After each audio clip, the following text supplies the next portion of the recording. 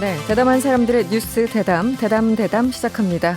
한겨레 신문 김한 기자 그리고 김준우 변호사 어서 오세요. 안녕하세요. 안녕하세요. 네, 지금 유튜브로도 생중계되고 있으니까요. 지금 유튜브 들어가셔서 세계는 그리고 우리는 혹은 이승원 이렇게 검색하셔서 저희들과 함께해 주시죠.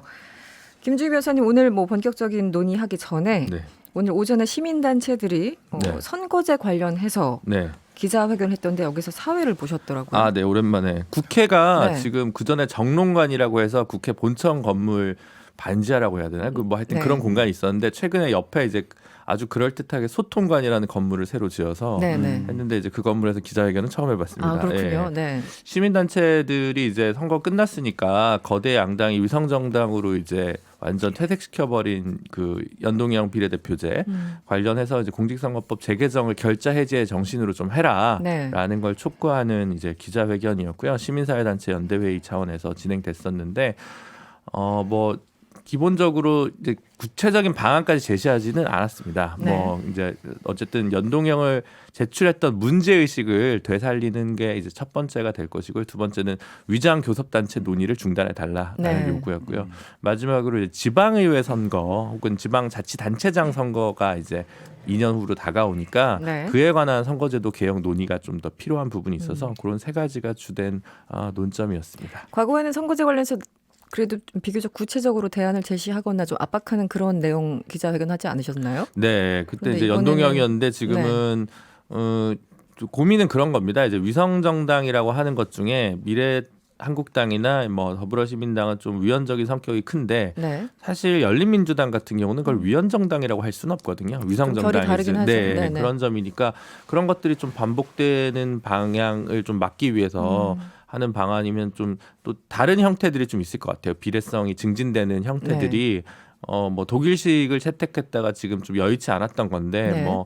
덴마크, 스웨덴식을 고민하시는 분들도 있고 이제 일본식을 고민하시는 분들도 있고 여러 가지 갈래가 있어서 그런 걸 좀 공론의 장에서 다시 좀 논의할 필요가 있어서 구체적인 대안은 좀 제시를 못한 부분이 있고요. 다만 네. 지방선거 같은 경우는 기초단체장이나 광역단체장 선거부터 한번 결선투표제 실험을 좀 시작해 볼 필요 있지 않냐. 결선투표제. 네. 대선 같은 경우는 개헌이 필요하냐 여부도 좀 문제가 되는 것도 있고 네. 아직 좀 실험을 해보고 이제 이렇게 장단점을 좀 비교해 보려면 단체장 선거에서 한번 좀 해볼 쯤하지 않냐 그런 단계별로. 얘기를 오늘 그런 얘기를 좀 했었습니다. 김한 기자 덧붙이실 얘기가 혹시 있으신가요? 아니요, 잘 몰라갖고요. 알겠습니다. 이 얘기는 저희 3부에서 정치부 기자들과 조금 더 자세히 짚어보도록 하겠습니다.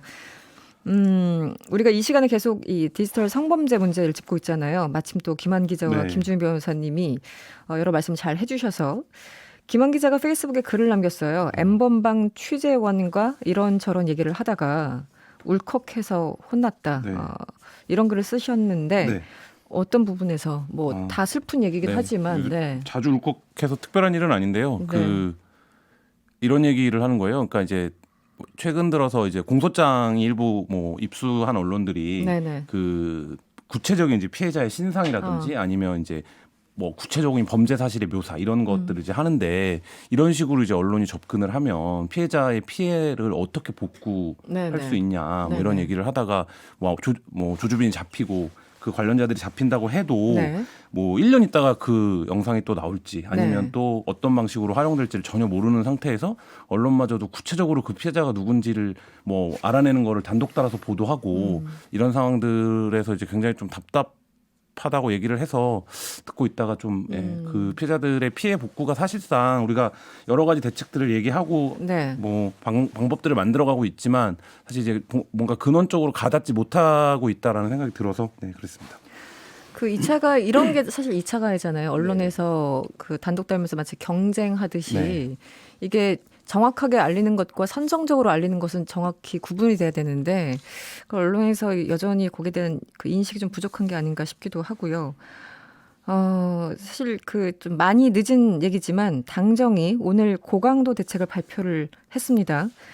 아동과 청소년을 대상으로 하는 성범죄물의 경우에는 제작과 판매는 물론이고 소지하거나 구매하는 것까지 처벌하겠다. 일단 방침이 정해졌어요. 이것도 결과를 봐야 될지 알겠지만 너무 당연하고 상식적인 대책이 너무 늦게 나온 게 아닌가 싶은데요. 일단 변호사님 어떻게 보십니까? 네, 어쨌든 그동안 이제 뭐 타겟별로 범죄 유형별로 좀 나오던 대책을 네. 이제 국무총리 관장하에서 좀 종합적인 대책을 냈다고 이제 하는데 네. 대개 이제 이런 문제가 입법이 동반돼야 되는 사례들을 한꺼번에 좀 얘기를 합니다. 어쨌든 네. 근데 관계 부처를 여러 가지 같이 회의를 했으니까 뭐 이제 추진이 될 거고 지금 여당이 또 워낙 의석수가 많이 점유돼 있기 때문에 네네. 뭐 진행이 되겠습니다만 결국 뭐 속도의 문제가 아닐까 좀 얼만큼 근데 지금 뭐 이렇게 말씀드리면 그렇습니다만 20대 국회에서 이 법안들이 전부 통과될 리는 좀 만무해 보이고 네. 그러면 이제 21대 국회가 개원하고 지금 뭐 하려고 또 이제 하세월을 하다 보면 네. 또 뭐 잊혀지는 게 빨라야 아니라. 연내가 될 텐데 네. 뭐 하여튼 그런 점에서 좀 초능을 다투는 지금도 어디선가 또 피해자들이 발생할 수 있다는 점을 고려하면 좀 더 힘을 내서 속도를 좀 내줬으면 좋겠다는 바람입니다. 김한 기자 같은 경우는 이제 N번방을 네. 몇 달 동안 구체적으로 취재를 하면서 네. 사실 누구보다 그 어떤 환경들이 지금 펼쳐지고 있는지 광경들이 어떤 문제들이 있는지 잘 아실 텐데 오늘 이런 내용들 보시면서 어떠셨어요? 당정 이 협의물. 일단 뭐 두 가지를 먼저 얘기하고 싶은데요. 그러니까 구하라 씨가 죽었을 때도 그렇고 이 디지털 관련돼서 성범죄 관련된 문제들이 나올 때마다 반복적으로 했던 얘기들이에요, 사실. 네네. 그러니까 뭐 아주 더 새로운 것은 없습니다. 네. 종합 대책을 만들어냈는데, 근데 그러면 그때도 마찬가지로 전 사회적으로 이런 문화를 근절해야 된다고 주장을 얘기를 했고 정부가 얘기를 했는데 그 당시 대책들은 그럼 지금 어디로 갔는가 이 네. 부분에서 오늘 뭐 굉장히 광범위한 부처들이 참여를 해서 네. 안을 내놨는데, 그러니까. 그것들이 꼭 실효성 있게 지켜질 수 있는 방법이 뭔가 뭐 이게 좀 필요한 것 같고 그게 뭐 김준호 변호사님 말씀하신 대로 시간의 문제이기도 사실 해서 네. 얼마나 의지를 갖고 추진하는지 봐야 될 것 같고요. 또 한 가지는 뭐 이거는 완전 그 여담인데 지금 이 시기에 법무부 장관이 여성인 거는 네. 이 대책을 수립하는데 굉장히 좀 도움이 된다고 저도 생각합니다. 도움이 네. 되는 측면이 있는 것 같아요. 그러니까 그래서 매우 구체적인 얘기들이 그 이전에 비해서는 좀 네. 많이 들어왔고 수사 측면에서 보면 오늘 이제 그 많은 언론들이 헤드라인은 다른 문제를 아마 쓸 텐데 그 네. 의제강간 연령이나 뭐 이런 걸 쓸 텐데 수사 측면에서 보면 이제 잠입 수사를 허용을 네, 네. 하기로 했고 그 다음에 그 성인물의 경우에도 소지하면 처벌하기로 네. 했거든요. 네. 근데 이 두 가지가 무슨 의미냐면 이전까지는 신고를 해야 수사를 시작하는 거예요. 근데 그렇게 되면 이미 상황은 벌어진 거고 네, 네. 증거는 다 인멸된 상태죠. 그렇군요. 그러니까 선제적인 수사가 사실 어려웠죠. 왜냐하면 그 부분에서 지금 잠입 수사나 뭐 이런 것들을 인정하지 않았기 때문에 그러니까 네, 네. 이 부분에서 수사력을 특별한 보강이 없더라도 굉장히 수사력을 확대할 수 있는 방법 중에 하나라고 보여지고 네. 그다음에 경찰들이 오랜 시간 공을 들여서 잡으면 제일 먼저 하는 일이 뭐냐면 아동 청소년물 소지를 하고 있는지를 확인하는 거예요. 왜냐하면 성인물로는 기소가 안 돼요. 아무리 많이 소지하고 있었어도. 사실상. 그렇군요. 예. 네. 그래서 그 성인물의 소지도 처벌하는 것. 네. 이 부분이 가면 사실 이제 굉장히 수사의 측면에서는 큰 도움이 될 것 같고. 성착취 영상이라고 하더라도 성인의 경우는 처벌이 안 되는 그러면 건가요? 이제 그 또 다른 부분을 증명해야 돼요. 이게 협박이나 강요에 의해서 만들어졌다든지 아니면 이게 뭐 매수의 네. 문제라든지 할 땐 다른 부분 그 자체로는 그 자체로는 네네 좀. 그 부분이 안 됐었는데 이제 됐고 또 하나는 그 피해 여성들을 지금까지 그 대상으로 봤어요. 그렇죠. 예. 네. 근데 앞으로는 그렇게는 하지 않겠다는 거거든요. 네. 그런 이제 청소년 성인 상관없이 그냥 피해자 신분으로 보겠다라는 건데 이게 무슨 네. 얘기냐면 감수성이 부족한 상태에서 어떤 수사관을 만나면 자기가 그런 거 신고하러 왔어도 너 거기에 그거 뭐 다른 목적이 있어서 너의 신체 사진을 올린 거 아니냐 뭐 이런 식으로 접근을 하게 되면 네. 피해자들이 위축되고 그렇죠. 그다음 나도 네. 뭔가 처벌을 받게 되는 건 아닌가 이렇게 돼서 신고도 못 하게 되고 네. 뭐 이렇게 되는데 이제 그 부분을 완전히 이제 피해자로 보겠다라고 하는 거는 뭐 그 어떤 감수성에 있어서는 큰 진전이 아닌가 이런 생각 듭니다. 그리고 네. 이번에 이제 구매죄를 신설한다고 했거든요. 네. 그러니까 이제 소지죄랑 구매죄 차이점은 이게 그 보도자료나 이런 데 정확히 나오진 않겠지만 제가 추측컨대 이른바 스트리밍 같은 경우 소지죄로 처벌하기가 어려워서 그 부분을 아마 이제 구매죄라는 이제 경로를 통해서 또 처벌 네네. 범위를 좀 확대한 부분도 눈여겨볼 필요가 있는 부분인 것 같습니다. 네. 또 하나 당정이 발표한 내용들이 굉장히 좀 백화점식이긴 한데 여러 가지 중에 하나가 미성년자 의제 강간 연령을 기존 만 13세 미만에서 만 16세 미만으로 상향하겠다. 그리고 유죄 판결 전이라고 하더라도 성범죄 이 수익을 몰수하도록 하는 독립 몰수제를 도입하기로 했다. 이건 설명이 좀 필요한데요. 네, 그렇습니다. 이제 의제강간이라는 건 이제 뭐 어떤 동의 뭐 여부랑 상관없이 13세 이하랑 이제 성관계를 맺으면 이제 네. 무조건 강간죄로 이제 처벌하는 건데 그러면 이제 13세 이상이고 만 13세 이상이고 미성년자인 그 범위에서 좀 문제가 될 때가 좀 있었습니다. 네, 네. 그래서 가해자가 이제 피해자도 성적 자기 결정권이 있다는 약간 황당한 주장을 하면서 실제로 이제 가해자들이 좀 경미한 처벌을 받거나 있는 일들이 있어서 뭐 합의를 했다라고 주장을 할 경우 네네네 그런 방식으로 좀 있어서 제도가 오남용됐었기 네네. 때문에 이 문제는 실제 해보니까 물론 이제 나라별로 이제 의제강간 연령은 조금씩 다릅니다. 뭐 네네. 13세부터 16세까지 다양한데 어쨌든 이거는 제도 운영 과정에서 좀 피해들이 속출해서 여성 인권이나 뭐 젠더 문제를 가지고 이제 활동하는 분들이 좀 올려야 된다라는 얘기들이 있었는데 네. 이번에 좀 전격적으로 됐다는 게 좀 눈여겨 볼 필요 있고요. 네, 만 16세 미만으로 상향. 네. 그다음 이제 독립몰수제 같은 경우는 이거 좀 이제 좀 어폐가 있는데 그냥 뭐냐면 그러니까 예를 들어 뭐 사망했다, 네. 혹은 해외 도피했다 이러면 이제 실질적으로 기소가 안 되는 상황에서의 범죄 수익을 검찰에서 청구를 별도로 해서 네. 법원에서 판단해가지고 이제 몰수할 수 있는 길을 열어보겠다라는 거고요. 네. 그래서 뭐 그냥 유죄 판결 받기 전이라도라고 얘기하는 건 약간 어폐가 있을 수 있고, 그렇습니까? 그런 정도의 이제 맥락으로 이해하시면 될 것 같습니다. 일부 보도에는 그 한마디로 사법부로 넘기기 전이라도 검찰 자체에서 이거 뭔가 범죄 수익물을 뭐 몰수할 수 있다 이렇게 표현하는데 그렇게 할 수는 없을 그건 겁니다. 아니군요. 네. 그 표현을 지금 그러니까 정정해 이게 주신 거고요. 그 고민도 있는 걸로 제가 알고 있는데 어떤 거냐면 이제 지금 조주빈의 경우도 암호화폐로 받았잖아요. 네네. 그러니까 이게 시세가 계속 달라지잖아요. 아, 그렇군요. 그러니까 예를 들면 네. 지금 예를 들면 얼마라고 했는데 이 부분이 재판까지 다 끝나고 나서 보니까 달라져 있을 달라질 수가 있는 거예요. 근데 이런 범죄에서 화폐가 이제 말하자면 기존의 현물화폐가 아닌 형태의 다른 이제 것들이 사용이 그런 되고 뭐 이렇기 특징이 있군요. 때문에 네네. 그러니까 바로 이제 몰수를 하겠다 뭐 이런 의지를 좀 보여주기 위해서 이렇게 설명했던 것 같아요. 네. 그리고 오늘 이 부분을 좀 주목해서 봤는데 오늘 발표된 대책에는 빠졌습니다. 어쨌든 이 아동과 청소년 성범죄에 대해서는 공소시효 폐지까지 검토를 좀 하는 것 같은데 공소시효 폐지는 김주희 변호사는 어떻게 보세요? 그러니까 공소시효에 관한 특례가 사실 지금도 있어요. 그러니까 네네. 2010년대에 들어와서 이런 문제들이 발생해가지고 조금씩 강화가 됐는데 예를 들면 13세 미만이나 뭐 신체 정신적 장애가 있는 경우는 공소시효를 적용을 안 해요. 지금도. 네네. 그다음에 이제 일반적인 미성년자 같은 경우는 이제 공소시효 기산을 하는 시점이 네. 이제 아동 청소년이 성년에 달한 날로부터 시작을 하도록 하거든요. 왜냐하면 너무 어릴 때 당했는데 그때는 뭐 이제 뭔가 이야기를 하거나 발화하기엔 너무 어렵고 나이가 들면 네네. 시간이 지나서 이제 놓치는 수가 있으니까 네네. 그래서 지금도 뭐 이제 공소시효를 적용하지 않거나 공소시효 기산 시점을 좀 달리하는 규정들을 좀 두고는 있습니다. 네. 근데 이제 이거를 조금 더 이제 예를 들어 뭐 확대할 거냐, 예를 들어 지금 의제강간도 13세에서 16세로 상향한다고 한다면 네. 공소시효를 뭐 16세 미만의 경우로 이제 좀 적용하지 않는 것으로 할 것이냐라든가 뭐 그런 점들을 좀 개정은 될 수 있는 부분이 있겠죠. 또 네. 강간살인죄 같은 경우도 이제 공소시효를 적용을 지금 하지 않고 있고요. 네네. 그래서 이제 일부 성폭력 범죄에 대해서 지금 특례 규정을 두고 있는데 요거를 조금 더 확대할 뭐 필요가 있다면 그것도 뭐 긍정적으로 검토해 볼 필요는 있을 것 같습니다. 근데 이제 말하자면 모든 성범죄에 대해서 공소시효를 완전히 배제하기란 조금 이론적으로는 깔끔하게 좀 떨어지진 않는 측면이 있는 것은 사실입니다. 이론적으로 보면. 예. 네. 그리고 이제 가해자에 대한 처벌도 워낙 뭐 우리나라 법 자체도 그렇고 사법부에서 제대로 판결을 내리고 있지 않지만 피해자 보호도 굉장히 허술하잖아요. 네.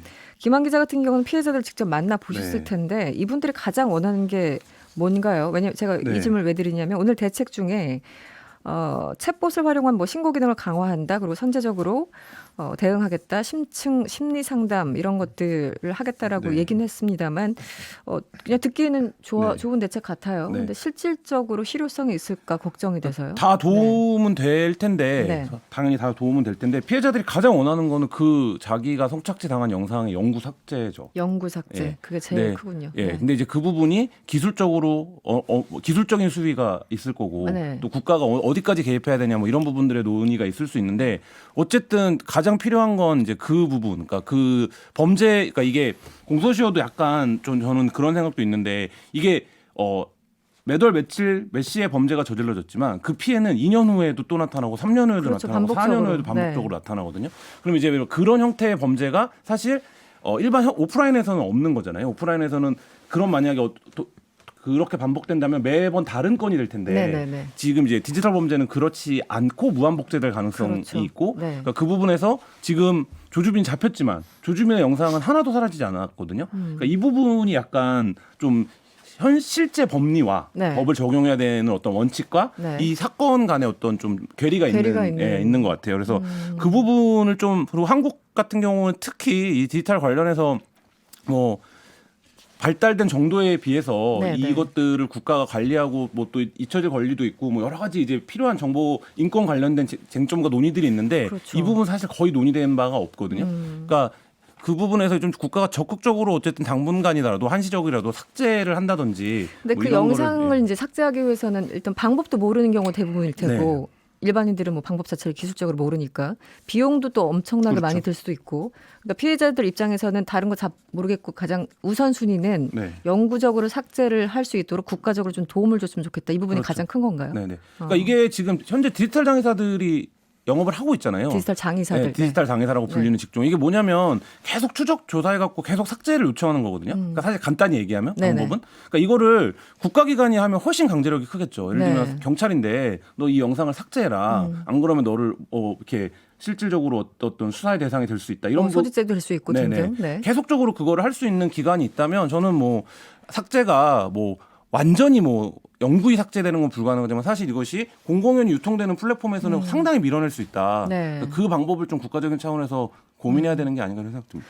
알겠습니다. 그리고 엠번방 사건처럼 미성년자를 대상으로 성착취물을 제작한 사람에 대해서 법원이 최대 13년의 징역형까지 선고가 가능하게끔 대법원 양형위원회가 내부 조율에 들어갔다 이런 보도가 있었는데요.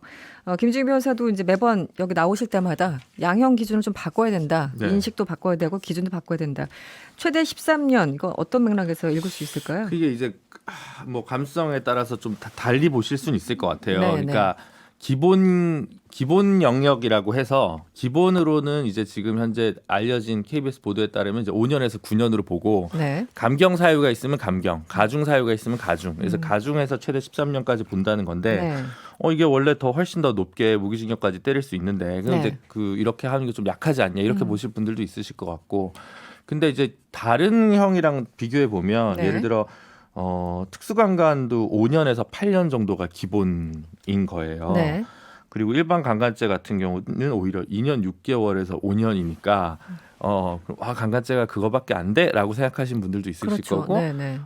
이거는 또 그 아동 청소년 음란물 제작의 특수성 두 가겠죠. 하나는 아동 청소년이 등장한다라는 것. 네. 두 번째는 이 영상물이 끊임없이 반복되는 그 문제. 이 두 개가 있을 텐데 또 아마 양형위원회에서 고민할 때는 그 영상의 수위와 관련돼서도 판별할 기준이 있어야 되니까 뭐 이제 성착취지만 예를 들면 뭐 강간은 아닌 경우 이런 네네. 것까지 다 구별해서 아마 보려는 게 보통 일반적으로는 법관들이나 법률가들의 좀 인식이거든요. 네. 그래서 다른 범죄와 다른 성폭력 범죄와의 좀 그러니까 비교해서 어느 정도 구체적인 기준을 마련하는 쪽으로 지금까지는 고민한 게 아닌가 네. 그렇게 생각합니다. 네. 그리고 이 다크웹 여러분들 네. 이제 많이 들어보셨을 텐데 다크웹에서 최대 아동 성착취물 사이트죠. 웰컴 투 비디오를 운영하다가 붙잡혀서 고작 징역 1년 6개월을 선고받은 손정우 곧 나온다고 하죠. 미국 송환 절차가 시작됐다고요, 변호사님? 네, 뭐 지금 이제 미국에서 이제 요청을 해가지고 네.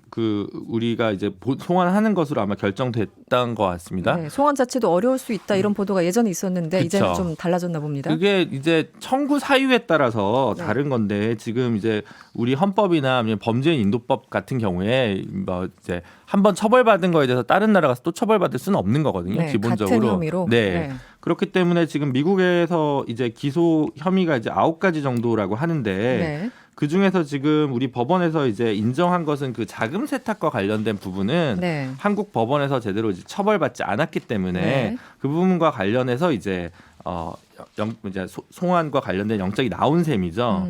그래서 지금 이제 물론 이제 구체적으로 미국의 그 검찰 쪽에서 기소한 것과 네. 우리 법원에서 이 손 씨가 처벌받은 것 사이에서 또 자금 세탁 말고 나머지 부분에서 좀 여집합이 있다면 네. 그 부분과 관련해서는 처벌받을 수 있겠죠. 근데 그거는 저희가 뭐 그 방대한 기록을 지금 상세하게 파악할 수는 없는 상황이니까 일단 국제 자금 세탁과 관련해서는 기본적으로 미국 법원에 가서 아마 중형을 받을 것으로 보입니다. 지금 미국 법령으로 봤을 때 지금 혐의가 여러 가지지만 하나 국제 자금 세탁 그것만 추가된다고 하더라도 최장 20년형이 선고될 수 있다 이런 보도가 있던데. 네, 근데 액수에 네. 따라서 네. 그게 이제 좀 다른 차이가 차이가 있군요. 있으니까 네. 지금 아까 그 비트코인으로 아마 혹은 뭐 그런 블록체인 가상화폐로 아마 이제 손 씨가 수익을 올렸을 텐데 그 또 이제 거기는 그 원이 아니라 달러로 또 계산할 거 아니겠습니까? 그렇죠. 예, 네. 환율에 따라서 그 좀 처벌 수위가 달라질 수는 처벌 있겠죠. 수위가. 네. 우려스러운 거는 그 출소 예정일이 27일이군요. 네. 며칠 안 남았는데 이 사람이 출소한다면 혹시 도주할까 우려하시는 분들이 있던데요. 풀려남과 동시에 다시 구금 네, 상태가 바로 되는 이제 건가요? 보내는 겁니다. 네. 구금영장을 다시 청구를 해서 이제 27일 출소 동시에 이제 구금을 다시 시키고 이제 뭐 송환을 하는 절차를 밟겠죠. 네. 사실 이거 좀 부끄러운 거 아닙니까? 이 우리나라에서 고작 이 정도 처벌을 받고 아마 미국 사람들은 이 자체를 굉장히 좀 놀라워할 것 같은데. 네, 그래서 우리 네. 법에 있는 공백을 너무 여론이 이제 이슈의 중심이 되고 질타를 받으니까 오히려 외국으로 보내서 중형을 살리는 그것도 국민들이 형- 나서서 지금 네. 형태가 됐는데, 그러니까 이 부분은 사실 그러면 뭔가 우리 법에 공백이 있다는 거죠. 그러니까 이 그렇죠. 법 공백을 메울 수 있는 어쨌든 국회가 이제 열려야 되고요. 네. 그 부분에 대해서 양형을 포함해서 여러 가지 것들을 좀 기준을 다시 세우는 작업이 필요하지 않을까 싶습니다. 네. 이제 아동 성범죄 뭐 착취물들이 사실 그 자체도 굉장히 우려스러운 부분이지만 그 예전에 잔혹한 아동 성범죄 저지른 조두순이나 김수철 같은 경우에는 범행 직전에 아동 성착취물을 다수 시청했다고 네. 합니다. 이게 직접적인 연관성이 있는 건 아닌데 바로 이런 것 때문에라도 처벌을 좀 강하게 해야 된다 이런 여론이 있는 것 같습니다. 네, 지금까지 김준혜 변호사 그리고 김한 기자와 함께했습니다. 오늘 고맙습니다. 감사합니다.